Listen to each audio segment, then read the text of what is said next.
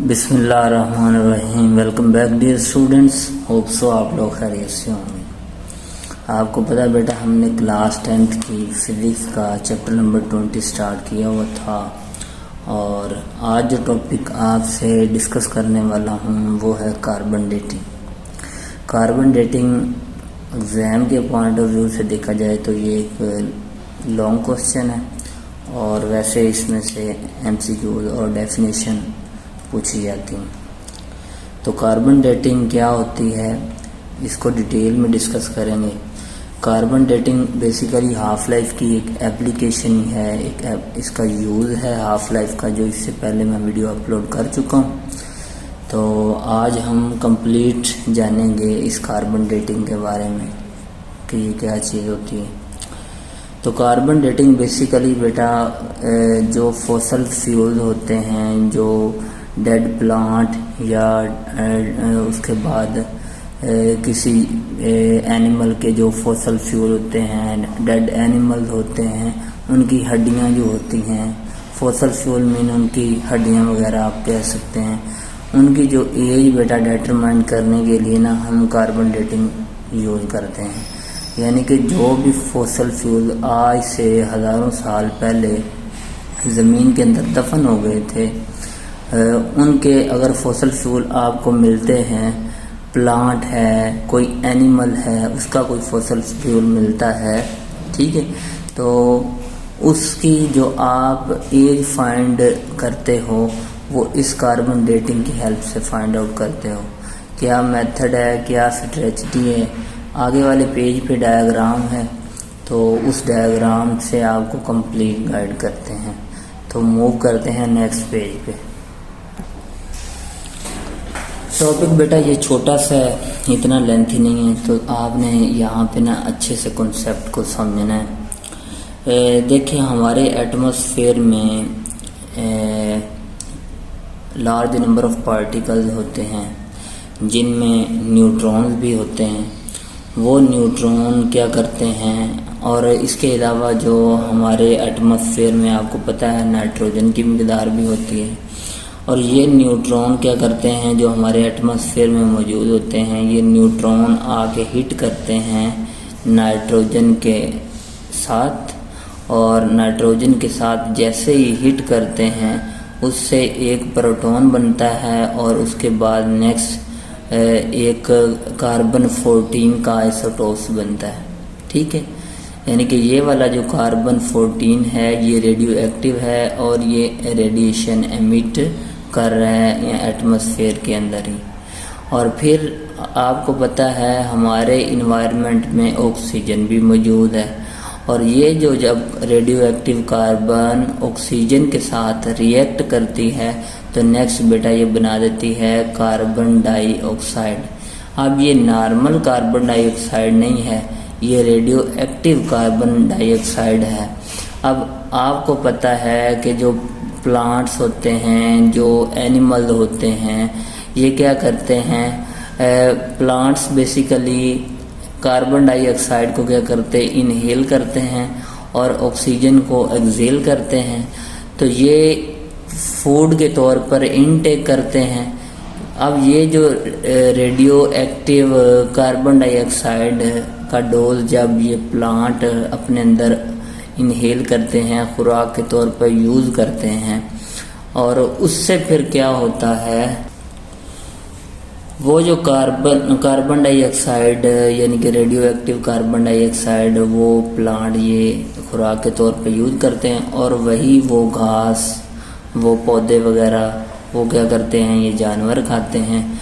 अब for example इस जानवर के जो रॉक्स, इसके अंदर आपको पता है हड्डियों से मिलके हड्डियां इसमें मौजूद है, तो कोई ऐसा जानवर है इस जैसा, वो आज से हज़ारों साल पहले ज़मीन के अंदर दफन था।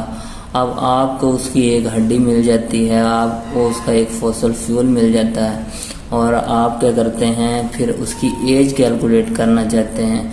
तो ये कार्बन डेटिंग ही एक ऐसा प्रोसेस है, और ये हाफ लाइफ की ऐसी एप्लीकेशन है जिससे आप आज से हज़ारों साल पहले ज़मीन के अंदर दफन होने वाले फॉसल फ्यूल हैं, कोई और भी चीज़ अगर आपको मिलती है उसकी आप हाफ लाइफ कैलकुलेट कर सकते हैं।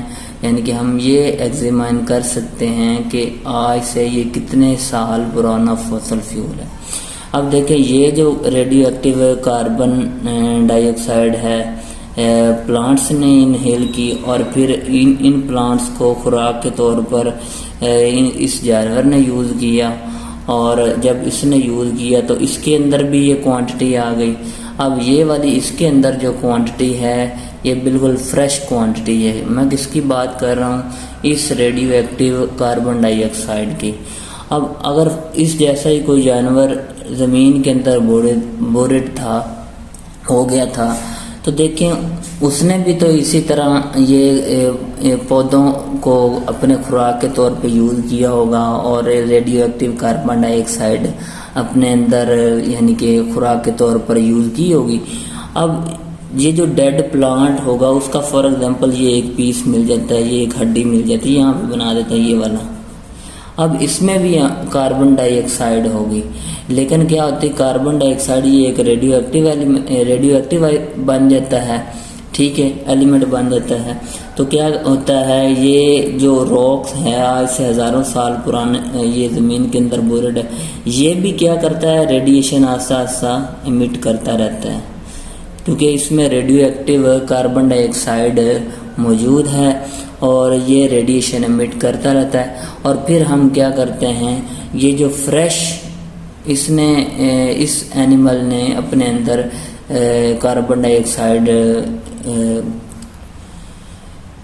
इनटेक की है, यानी कि या इस्तेमाल की है खुराक के तौर पर, फिर हम क्या करते हैं, इस फ्रेश कार्बन डाइऑक्साइड को इस जो डेड प्लांट या डेड फॉसल फ्यूल जो हमें मिला है उसके अंदर कितनी यानी कि कार्बन डाइऑक्साइड की क्वांटिटी है, उन दोनों को बेटा कंपेयर करके हम फिर एग्जामिन कर सकते हैं कि ये वाला जो फॉसल फ्यूल किसी जानवर का है ये आज से कितने साल पहले ज़मीन के अंदर दफन है। तो ये वो स्ट्रेटजी है, ये वो मेथड है जिससे हम क्या करते हैं, किसी भी फॉसल फ्यूल की जो कि हज़ारों साल पहले ज़मीन के अंदर बोरेड थे उनकी हम हाफ लाइफ कैलकुलेट कर सकते हैं, उनका वो टाइम पीरियड फाइंड कर सकते हैं कि कितने टाइम पहले ये ज़मीन के अंदर दफन हो गए थे।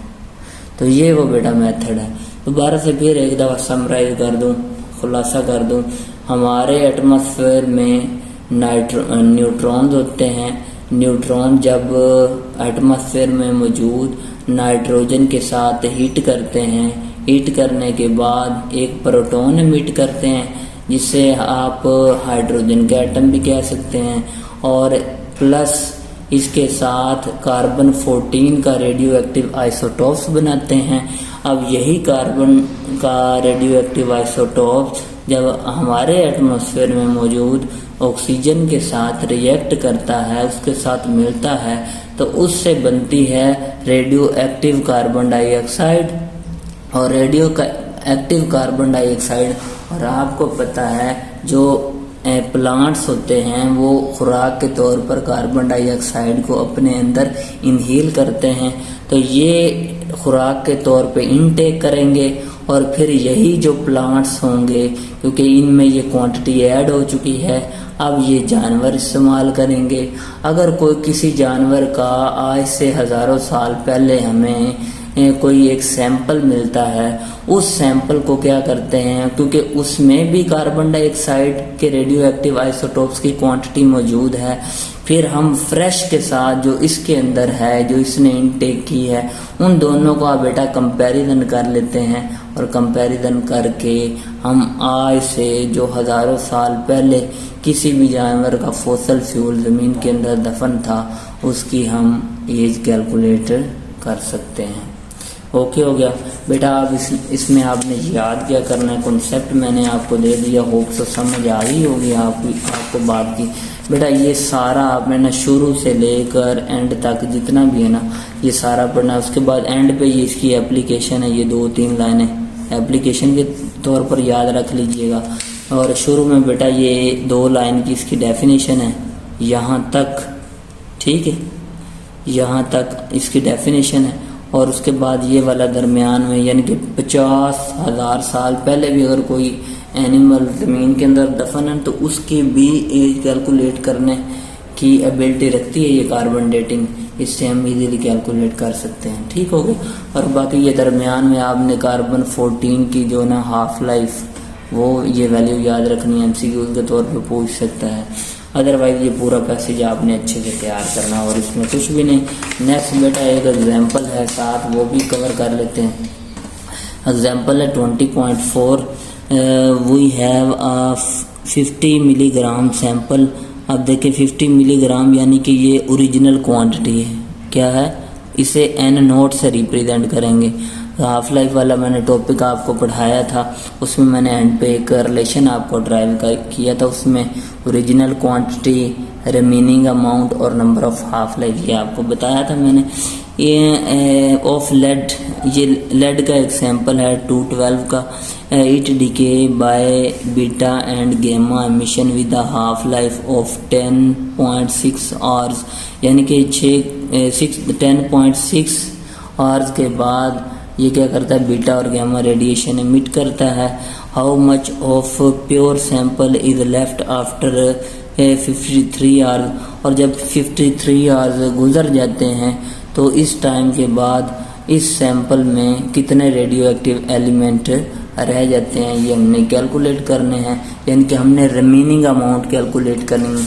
बेटा रिमेनिंग अमाउंट को एन से रिप्रेजेंट करते हैं, ये जो है एन नोट होगा ओरिजिनल, और उसके बाद ये जो होगा ये टाइम होगा, इसे टी से रिप्रेजेंट कर सकते हैं या डेल्टा टी से आपकी बुक ने किया हो। तो यहाँ पे गिवन डाटा में लिखेंगे initial quantity of pure lead, N naught से रिप्रेजेंट करेंगे, इतनी थी। हाफ लाइफ अब आपको पता है इसकी कितनी है, 10.6 आवर्स। सॉरी ये हाफ लाइफ था, ये टाइम नहीं था, ठीक है। तो हाफ लाइफ इसकी क्या है, 10.6 आवर्स। और उसके बाद टोटल एक्सपोजर कितना होता है, टाइम कितने के लिए, 53। और ये जो डेल टी मैंने लिखा है ना, ये टाइम है बेसिकली, ये हाफ लाइफ है। इसे टी हाफ से भी रिप्रेजेंट करते हैं, ये हमारे पास डेल्टा टी है, ओके हो गया, स्मॉल वाला। उसके बाद वो नेक्स्ट कहता है क्वांटिटी टू बी लेफ्ट, कितनी क्वांटिटी रह गई है। अब देखें इसके लिए हमारे पास ना एक फॉर्मूला क्या था, ये वाला फॉर्मूला था n is equal to half 2 की पावर n, 2 की पावर चाहे n इधर लिख दें चाहे होल पे लिख दें, और मल्टीप्लाई n नॉट, ये फार्मूला था। n में नंबर ऑफ हाफ लाइफ, लेकिन यहाँ पे नंबर ऑफ हाफ लाइफ मौजूद नहीं, पहले हम ये n कैलकुलेट करेंगे। उसके लिए फार्मूला ये है n is equal to time period और time period of half life. Time period इतना गुजरा और एक हाफ लाइफ का टाइम, दोनों को डिवाइड किया, कितनी हाफ लाइफ गुजरी, 5 हाफ लाइफ गुजरी।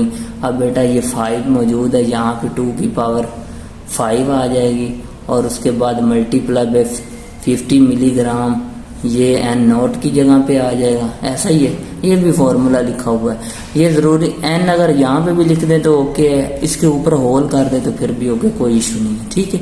उसके बाद नेक्स्ट हमने रिमेनिंग अमाउंट ये दोनों वैल्यू पुट की, एन की और एन नोट की।